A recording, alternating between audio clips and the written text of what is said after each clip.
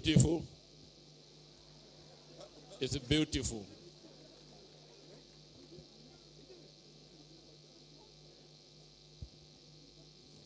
Congratulations, Nurudi.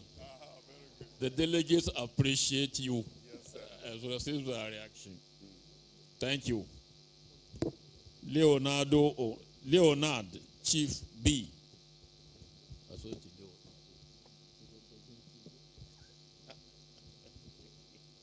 Mr. Chairman, my name is Leonard Dan Zaden.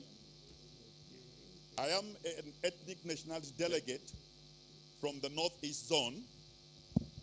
I hold the chieftaincy title of the Turumachama, one of the over 80 ethnic nationalities in Adamawa State. We have 8 traditional and ethnic and emirate councils in Adamawa State, 8. Adamawa Emirate Council happens to be just one of them, and my ethnic nationality party has 2 of those traditional councils. I am, by the grace of God, a proud Nigerian, Mr. Chairman. I do not intend to check out of Nigeria. I am also honored to be a delegate. I do not intend to walk out of this conference, sir. Mr. Chairman, sir, Nigeria has often been described as a sick patient that will neither respond to treatment nor will it die. And we are like 492 specialists that have been convened to look at these elements of this giant that is said to be dancing on the brink. Mr. Chairman, sir, my hope, in line with the President's expectations for this conference, is that we will not, by our collective actions here, commit what is, to my mind, national euthanasia, no harakiri. Mr. Chairman, sir, Shakespeare said, diseases desperate grown by desperate appliances are relieved, or not at all. The Nigerian situation has become so bad, sir, that we need unconventional methods to address its ailments. With that, the President agrees. He says, let us not use yesterday's solutions to address today's problems. Mr. President, the first problem we have in this country is that we cannot count ourselves. We cannot compile a simple voters register. By these 2 actions, we demonstrate, sir, with the greatest respect, that the foundation for democracy, which is what we have undergirded, which is the basis of our unity, does not exist. If you cannot count yourself, if you cannot maintain a voters register, then the power of the vote is subverted. Mr. Chairman, sir, just yesterday, we could not conduct 2 local government elections. There were problems. In a federation where you have 36 governors, they could not hold an election. It's a serious problem. I think, Mr. Chairman, we ought to take drastic measures. It's been suggested here that we should get external help, and that has been laughed at. It's been laughed at on the basis that we should maintain national pride and patriotism. Mr. Chairman, sir, when people ride slick, exotic cars that are imported from abroad, when people, for the slightest medical check out of this country to seek medical attention, national pride and patriotism is not an issue. But when you have to look at something that is diachronic and terminal to our existence as Nigerians, there is no single election in this country that has been conducted where there have not been problems. Rigging, fraud, violence, killings. So we have to adopt unconventional methods to address this problem. So I suggest in the first place that really we should think seriously about inviting the UN to come into this issue of census and compilation of registered voters so that we can start on a new clean slate. Secondly, sir, I suggest that as part of the unconventional methods, we've talked so much about corruption and its influence, its debilitating influence on the nation. I suggest, with the greatest respect, that we adopt the Chinese model. The Chinese model simply says you capitalize, make corruption a capital. Please be summarizing now. Finally, sir, with the greatest respect, Mr. Chairman, I think, sir, that we cannot just presume that everything is well. The president said, let's think outside the box. He gave us a carte blanche. I suggest, Mr. Chairman, as my final contribution to this session, that we should adopt a government of national unity for the next 2 years. Let everything be put on hold. Let the suggestions, let the decisions, let the conclusions of this conference be looked into by statesmen, detribalized Nigerians.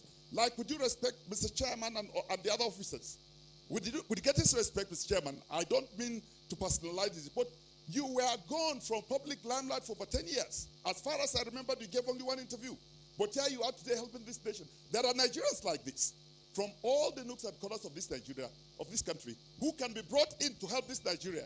Thank you very much. I'm grateful. Thank you very much, Mr. Speaker. Lohor, Chief Mrs. Hannatu.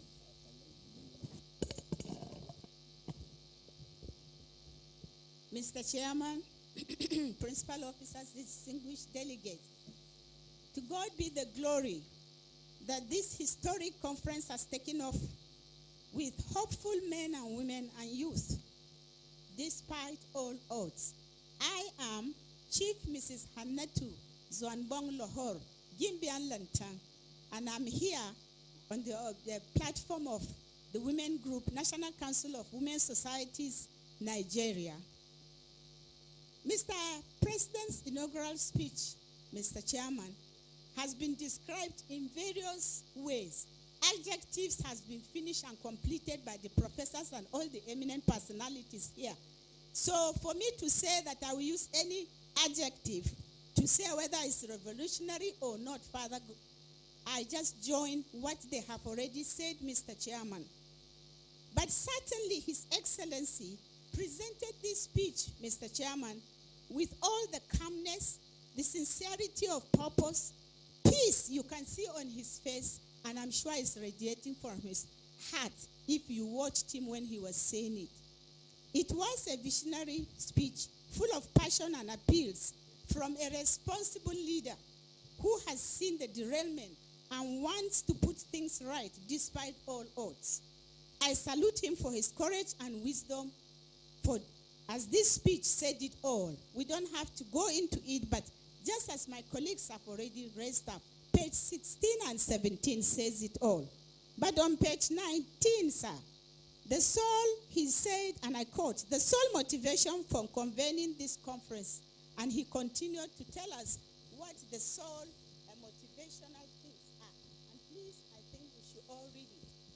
I want to dwell at his opening on page 6, where he said the strongest nation is in the world today, and it ended up on page 7, where with the sentence that we should all have an inclusive society where every citizen is a proud and committed stakeholder.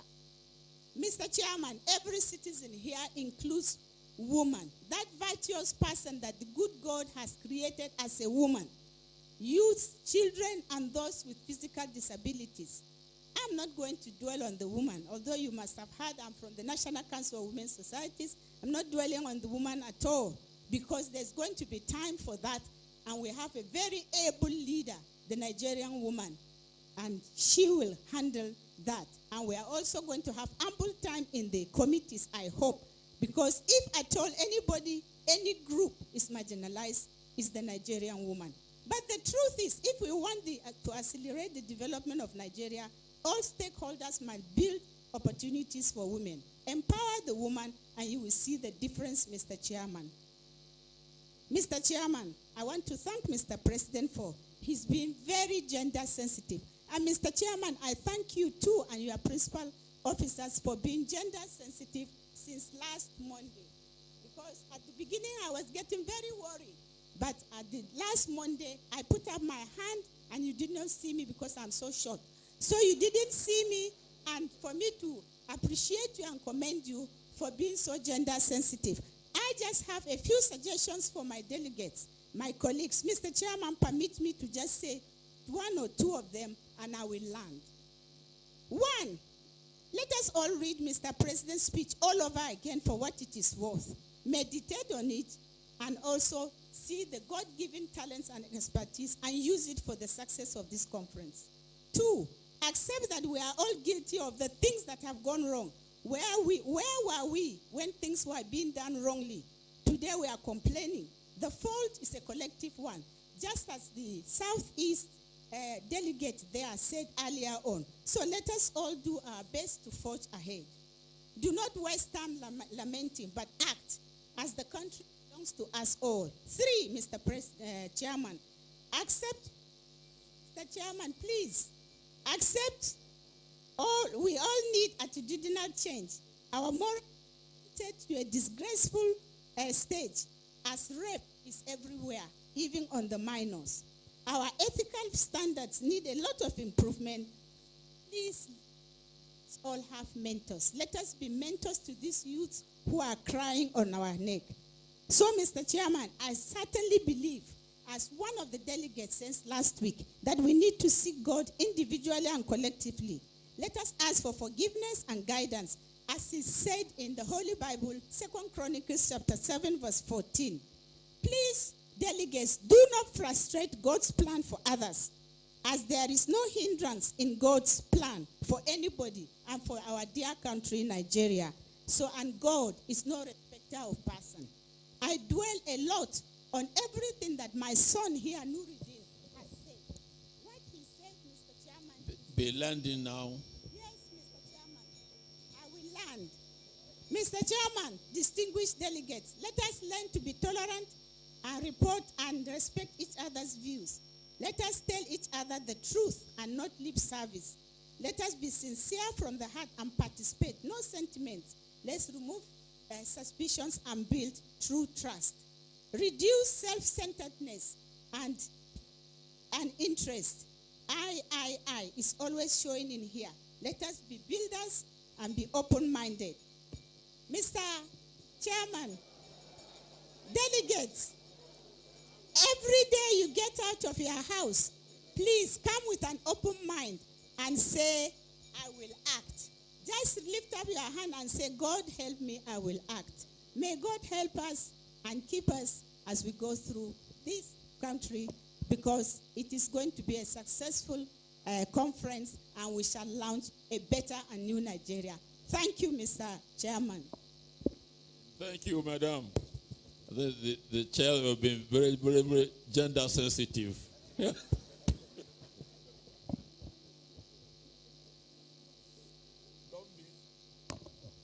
Lombin, Professor Ganyir.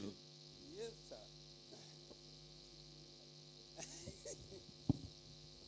Hello, Mr. Chairman, distinguished delegates. My name is Gabriel Ganyir Lombin.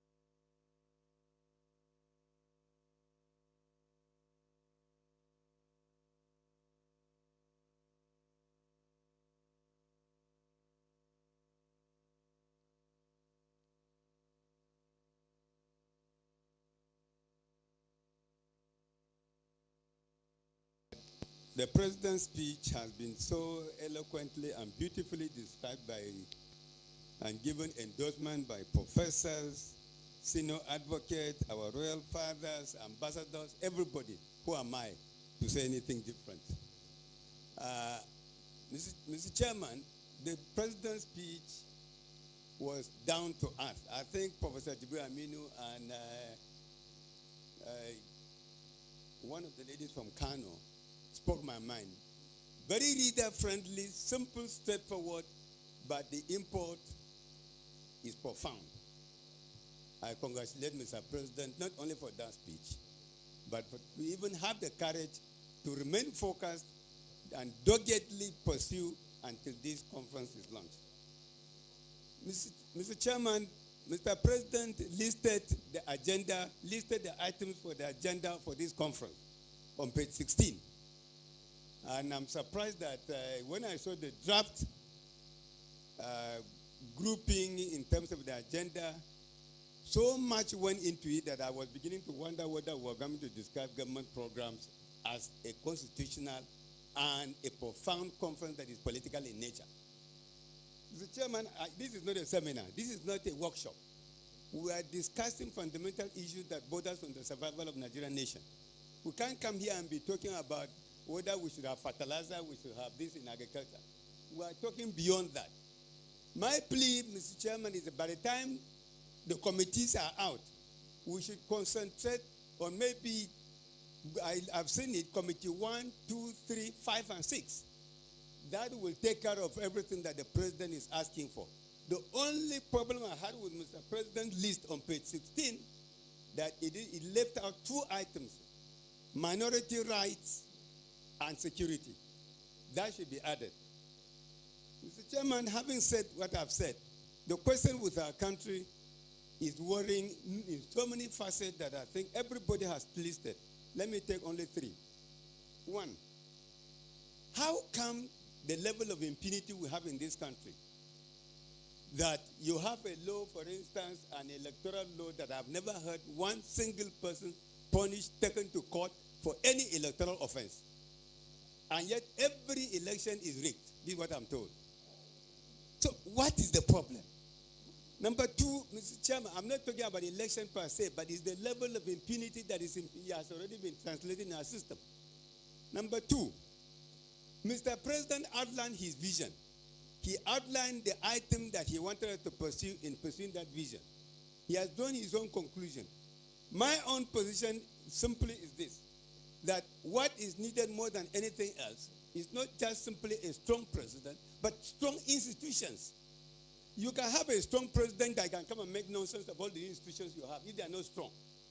Therefore, the message that we want to convey to the world after this conference is that the government of Nigeria must come up with strong institutions. It is not the issue of strong leadership. Strong institutions will build strong leadership. 3, the question of structuring and governance, Mr. Chairman, and even the question of the legislature. What my own perception of what is wrong is not so much what we have already embarked upon. I mean, I've seen the argument being advanced for parliamentary versus presidential, but I would like to urge the committees that are going to do this job. Please reflect on what informed our shifting from parliamentary to the presidential. Reflect on it first. Although I agree to Falai outlined it and put very good rhetoric questions. I wish I had the opportunity to put a similar rhetoric questions to him. But this is another matter we will discuss that at the committee stage. The problem with Nigeria is that the end of 1 minute more? Well, Mr. Chair, I would like to plead that we should find a way of curtailing expenses in this country. We have even the constitutional provision of 36 ministers, 1 per state, is absurd. Then to compound our problem, the present administration in the past went and said that it is zonal ministers again. Just to find a way of just creating expenditure that are unnecessary. We should even remove that provision in the Constitution. America has only 15 ministers. America, there is about 3,000 of government. We have 42, for kingdom's sake. I raise my case, Mr. Chairman. Thank you very much.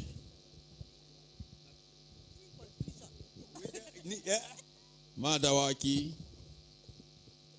Professor Aishatu.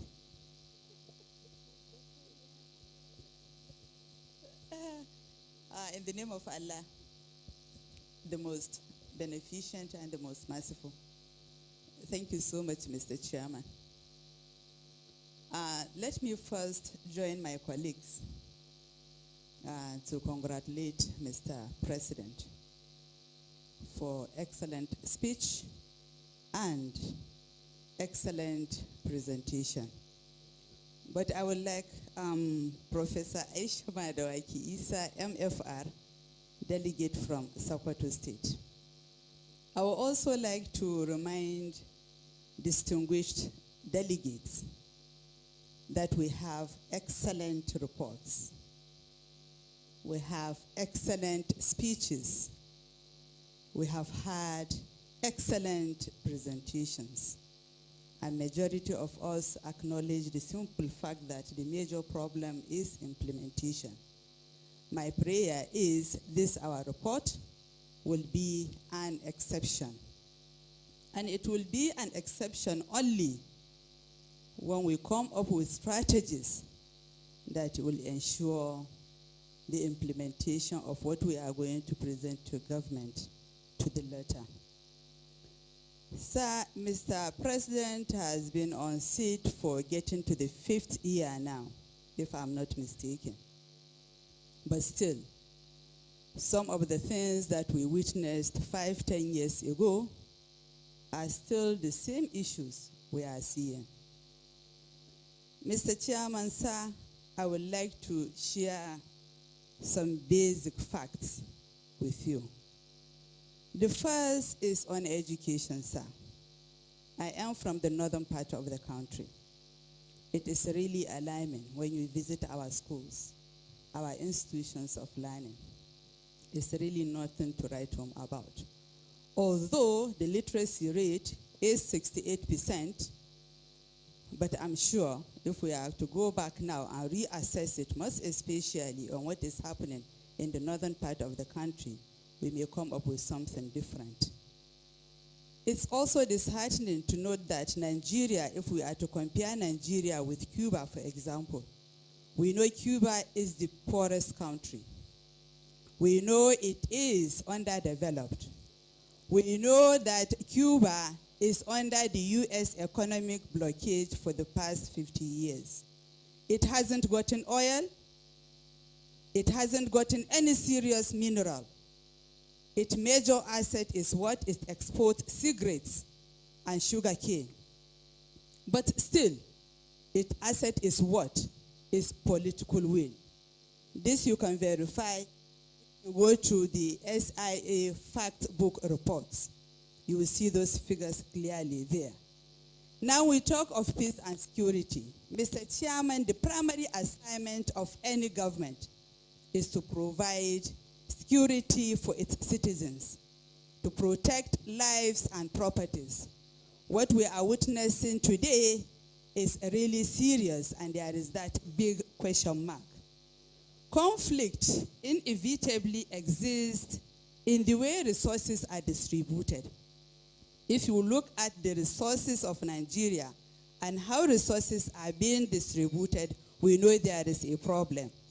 So we look at the UNDP 2009 report that the northern region is poorer, more economically depressed, least developed, and lags behind in almost every index of human development.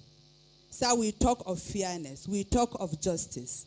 Looking at the southern part of the country, what do we have? We have the NDDC, addressing the developmental issues of the southern part of the country. We have a ministry dedicated to service that area. We have the amnesty program for the youth and other training programs. What is happening if we look at the northern part of the country? Don't we deserve those kind of development? So good governance is the way forward. Mr. And Speaker, good governance, among others, is leadership by example. Summarize. Yes, sir. Leadership is good governance is leadership by example. Leadership by example in words and in deeds. Let us not just be talking. I think we have had enough of the talking. Let us walk the talk. Just like my Anambra friend will say, Oga, make you na talk do, not talk na no do. Thank you so much. I rest my case. Thank you, Madam. Madu Dr. Daniel. Mr. Chairman. Wait, please. Somebody raise a point of order here. The labor man. Huh? Yes.